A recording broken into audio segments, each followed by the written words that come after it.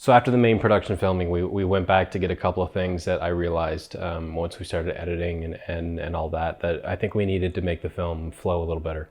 And the majority of that was the dream sequences. The younger cast of characters playing Nolan, Ellie, and Sam. Those were played by Jonah Whitehead, who played young Nolan, Rebecca Ryan as young Ellie, and Lachlan Cranston as young Sam.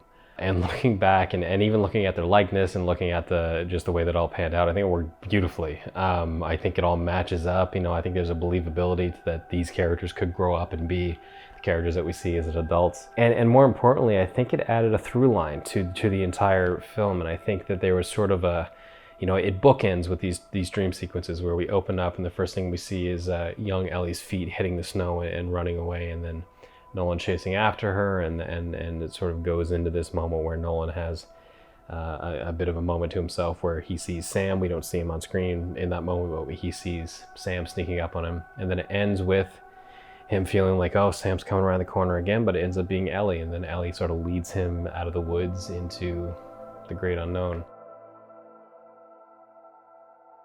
The original thing was going to be a bit different, but I think having these dream sequences and showcasing this sort of innocence of youth with such a serious subject really tied everything together, and it sort of it pushed the plot along in a major way, because you get to see what it used to be like, and the struggle to sort of explain to Nolan within his dreams what may help you. It's this internal battle between Sam and Nolan's memories, Sam trying to corrupt them, and Nolan's own brain trying to show him, like, hey, pay attention to this, like, this is important, where Sam's just trying to destroy everything. The actors did great.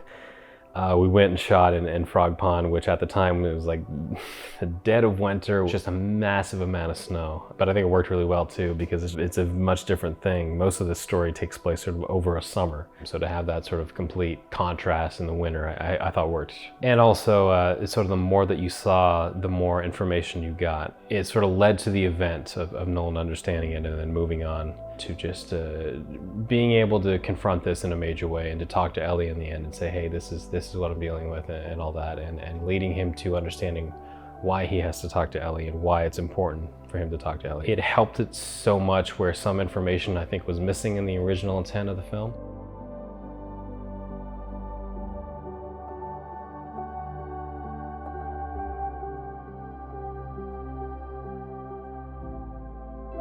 With these dream sequences and with the younger version of the characters, I think it really wrapped it all in a nice package and made the film feel from beginning to end as part of the same story, and nothing was really out of place. Where I think originally there was maybe some missing parts that, I just noticed that something not here that should be here, what is it? And it ended up being, the kids, representing the past and what the future could be for Nolan.